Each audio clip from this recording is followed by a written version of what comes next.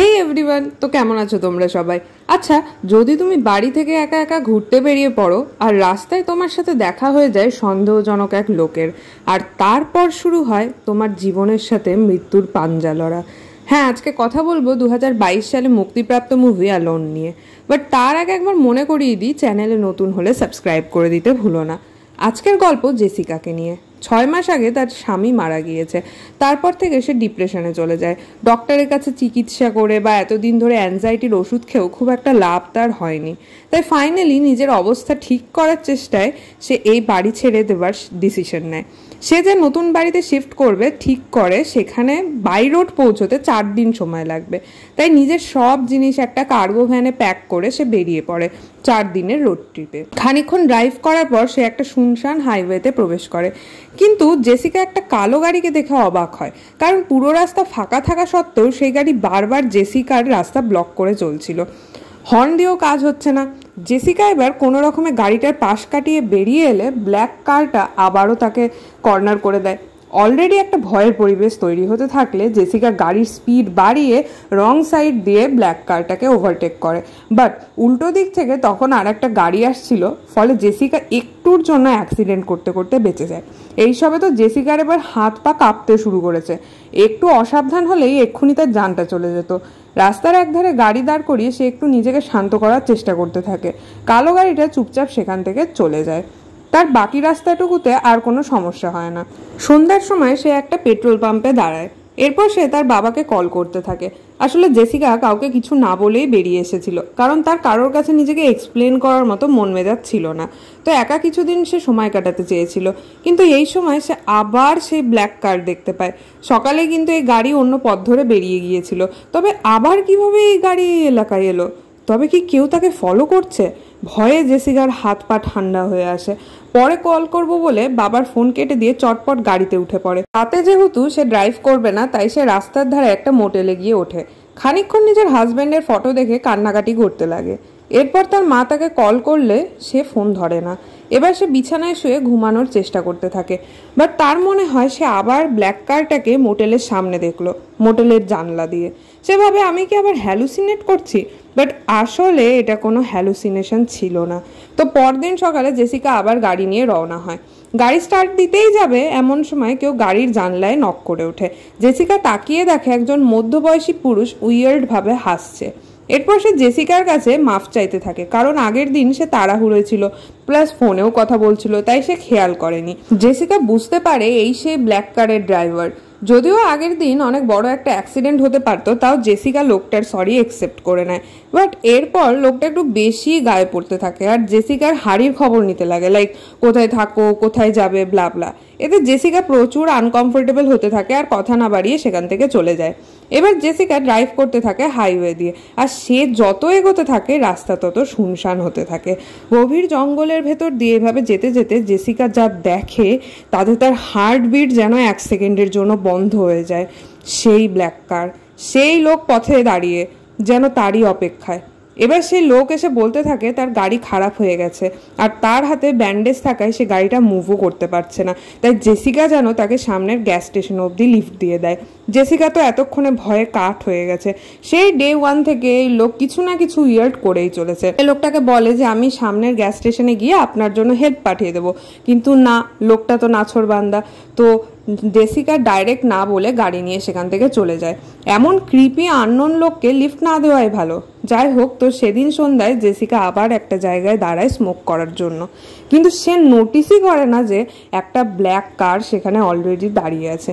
Jessica তার মায়ের সাথে কথা বলতে বিজি ছিল, বাট যখন সে ওই গাড়ি খেয়াল করে তখন সে দৌড়ে গিয়ে নিজের গাড়িতে ঢুকে গাড়ি স্টার্ট দিতে থাকে। ওই লোকটা ততক্ষণে অলরেডি জেসিকার দিকে এগিয়ে চলে এসেছে।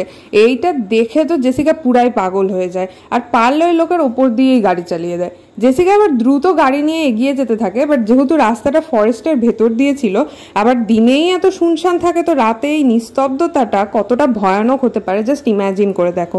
জেসিকা রেয়ার ভিউ মিররে দেখতে পায় একটা গাড়ি তার পিছু নিয়েছে।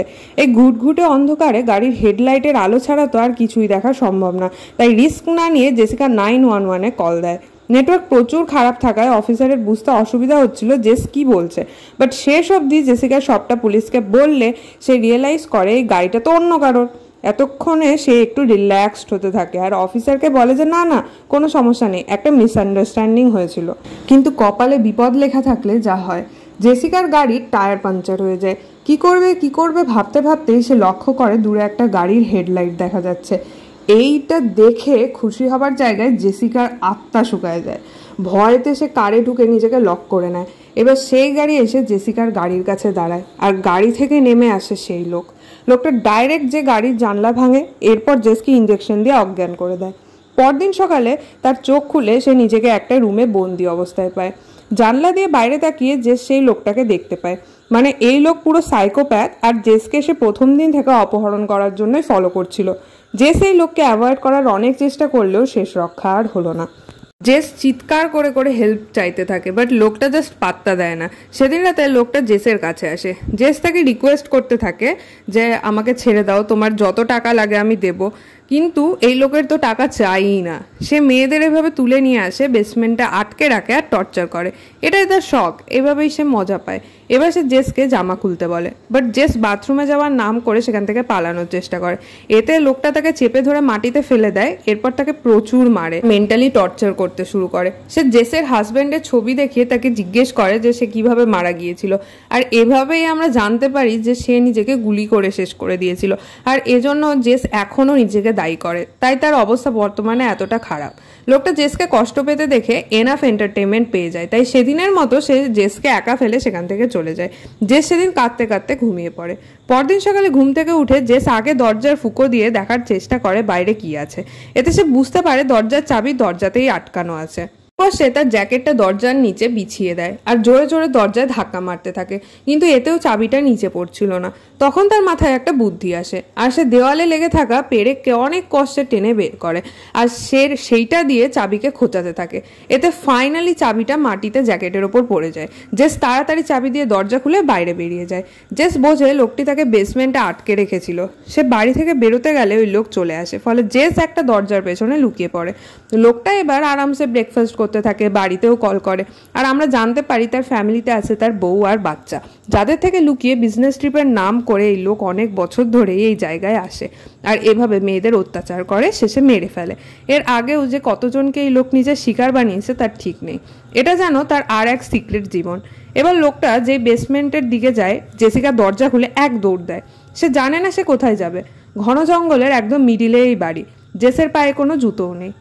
গিয়ে সে প্রচুর আঘাতও পায়, তার পা দিয়ে রক্তও বের হচ্ছিল, কিন্তু তাও সে থামে না। দৌড়তে দৌড়তে সে একটা নদীর কাছে পৌঁছে যায়। অন্যদিকে ওই লোক তো টের পেয়ে গেছে জেস যে পালিয়েছে। সে জেসিকাকে খুঁজতে খুঁজতে নদীর কাছে চলে আসে। এরপর জেস আর সেই সাইকোপ্যাথ মুখোমুখি হয়। জেসকে নদীতে ঝাঁপ দিতে হবে, নয় এক সাইকোর হাতে মরতে হবে। বাধ্য হয়ে জেস নদীতে ঝাঁপ দেয়। নদীতে অনেক স্রোত থাকায় লোকটি ভাবে জেস তোর জলে ডুবেই মরে যাবে, তো সে ওখানে দাঁড়িয়ে দেখতে থাকে। কিন্তু জেস কোনো রকমের সাঁতরে ওপারে পৌঁছে যায়। ওপারেও ছিল সেম ঘন জঙ্গল, কিন্তু এক জায়গায় দাঁড়িয়ে থাকলে তো চলবে না। জঙ্গলের ভেতর দিয়ে সে হাঁটা শুরু করে। খানিক দূর গেলে সে কারোর পায়ের আওয়াজ পায়। সে একটা গাছের পেছনে লুকিয়ে পড়ে, আর যেই সে আওয়াজ তার কাছে আসে, জেস হাতে থাকা লাঠি দিয়ে তাকে মারতে যায়। এটা ছিল রবার্ট, যে এখানে বন্দুক নিয়ে শিকার করতে এসেছিল। রবার্টকে দেখে জেস ভাবে ফাইনালি হয়তো সে বেঁচে গিয়েছে। রবার্ট জেসকে তার এক্সট্রা জুতো পরে নিতে বলে, নিজের কাছে থাকা খাবারও খেতে দেয়। এরপর গাড়িতে করে তাকে পুলিশ স্টেশনে নিয়ে যেতে থাকে। জেস ও রবার্টকে সব ঘটনা খুলে বলে। খানিকটা ড্রাইভ করে এগোতেই জেসের আত্মা খাঁচা ছেড়ে দিয়েছে। সামনে রাস্তা ব্লকড। সে তো বুঝে গেছে এটা নিশ্চয়ই সে লোক করেছে। সে রবার্টকে বারবার গাড়ি থেকে নামতে মানা করে, বাট তারা দুজন শেষে গাছটাকে তুলে সরানোর চেষ্টা করতে যায়। আর সেই সময় সেখানে হাজির হয় সেই লোক। সে রবার্টকে ম্যানিপুলেট করতে থাকে। এটা বলে যে জেস আসলে তার বোন, তার মেন্টাল হেলথ ঠিক নাই, মাঝে মধ্যেই এভাবে বাড়ি থেকে পালিয়ে যায়, আর ইমাজিনারি গল্প লোককে বানিয়ে বানিয়ে বলে। আমাকে বারবার পুলিশকে কল করতে হয়, যেমন এখনও আমি করেছিলাম। রবার্ট তো বুঝতে পারছে না কি ঠিক কি ভুল। জেস তখন রবার্টকে বলে ওর ফোন চেক করতে, যে সত্যিই ও পুলিশকে কল করেছিল কিনা। তখন রবার্ট বন্দুক উঁচিয়ে লোকটার ফোন চায়। লোকটা ভয়ে ফোনটা দিয়ে দেয়, বাট নিজের মিথ্যে লুকাবার জন্য সে তার বন্দুক কেড়ে নিয়ে তাকেই গুলি করে দেয়। জেস প্রাণ বাঁচানোর জন্য দৌড়ে পালাতে লাগে।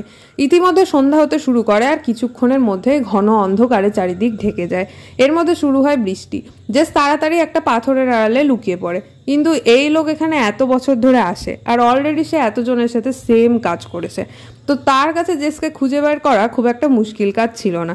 সে জেসের দিকে গুলি করে, জেসের কাঁধে গুলি লাগে আর রক্ত বেরোতে শুরু করে, কিন্তু সে কিছুতেই হার মানে না। এবার সে মাটিতে টান টান হয়ে শুয়ে পড়ে ঝোপের আড়ালে। কিছুতেই কাজ হচ্ছে না দেখে লোকটা আবার তাকে মেন্টাল টর্চার শুরু করে, অনেকভাবে প্রভোক করার চেষ্টা করে, কিন্তু জেস তার জালে পা দেয় না। হতাশ হয়ে শেষে লোকটি বাড়ি ফিরে যায়। পরদিন সকাল হয়, জেস আবার হাঁটা শুরু করে, বাট আবার সে ব্ল্যাক কার দেখতে পায়। লোকটা এবার রবার্টের লাশকে গাড়ি থেকে নামিয়ে মাটিতে পুঁততে থাকে। সেই সুযোগে জেসিকা লোকটার গাড়িতে উঠে পড়ে আর গাড়ি নিয়ে পালানোর চেষ্টা করে, বাট সে চাবি খুঁজে পায় না। চাবি খুঁজে না পেলেও সে লোকটার ফোন পেয়ে যায়। অন্যদিকে লোকটার কাজ কমপ্লিট হয়ে গেলে সে গাড়ির দিকে এগিয়ে আসতে থাকে। বিপদ বুঝে জেসিকা গাড়ির ডিকিতে লুকিয়ে পড়ে লোকটার ফোন নিয়ে। এবার লোকটা গাড়ি নিয়ে এগোতে শুরু করে আর জেস 911-এ কল করে ফিসফিস করে নিজের বিপদ বোঝানোর চেষ্টা করতে থাকে আর কলটাকে ট্রেস করতে বলে। লোকটার হঠাৎ এবার নিজের ফোনের কথা খেয়াল হলে যে ফোনটা কোথায় রাখলাম, লোকটা এবার কিছু একটা সন্দেহ করে জাস্ট পিছনে ঘুরতে যাবে, তখনই জেসিকা একটা ডান্ডা নিয়ে লোকটাকে পেটানো শুরু করে। এইভাবে চলতে থাকে। গাড়িটা যে একটা গাছে ধাক্কা মারে, একটা অ্যাক্সিডেন্ট হয়ে মারপিট হয়ে দুজনেই জখম হয়ে যায়। জেসিকা তাও ওঠে, ফোন হাতে সামনে এগোতে থাকে। লোকটা এত জখম হয়েও জেসিকার পিছু ছাড়ে না। আগে যাবার রাস্তা শেষ দেখে জেসিকা শেষ চেষ্টা করে। সে লোকটার ওয়াইফকে কল করে নিজের হাল বলতে থাকে, তার হাজব্যান্ডের আসল রূপ বলতে থাকে। ঠিক যেমন ইমোশনাল করে লোকটা মেন্টাল গেম খেলতো, জেস এবার তার ট্রিক তার ওপরেই অ্যাপ্লাই করে। বউ সব জেনে গেছে দেখে লোকটা আরও খেপে যায়। এবার সে জেসিকাকে কিছুতেই ছাড়বে না। চাকু নিয়ে সে তাকে হামলা করে, যে সাথে সাথে সেই ডান্ডা লোকটার পেটে ঢুকিয়ে দেয় আর এতে লোকটা মরে যায়। আয়রনিক্যালি এই ডান্ডায় সেই টুল যা দিয়ে লোকটা জেসের গাড়ির কাজ ভেঙে তাকে তুলে এনেছিল, মানে তার অস্ত্রেই কিন্তু সে শেষ হলো। আর এখানেই মুভি শেষ হয়। এরপর হয়তো বা পুলিশ জেসকে উদ্ধার করে, কারণ সে তো অলরেডি কল করেই দিয়েছিল। এবার আসি রেটিং অ্যান্ড রিভিউ প্রসঙ্গে। এক কথায় অনবদ্য। কিছু মুভিজ হয় যার এক্সপ্লেনেশন দেখার চেয়ে ডাইরেক্ট মুভি দেখে বেশি মজা, এটা ঠিক তেমন একটা মুভি। শুরু থেকে শেষ অবধি তোমাকে মুভিটা একদম হুকড রাখবে আর এরপর কি এসব মাথায় ঘুরতে থাকবে। টান টান উত্তেজনায় ভরা এই ক্রিপি থ্রিলারকে আমি 5/5 স্টার দেবো। শেষ অবধি যদি ভিডিওটা দেখে থাকো তবে যাওয়ার আগে অবশ্যই সাবস্ক্রাইব করে বেল আইকন প্রেস করে দিও, শেয়ার করে লাইক করে দিতেও কিন্তু ভুলো না। That's it for today guys, thank you so much for watching.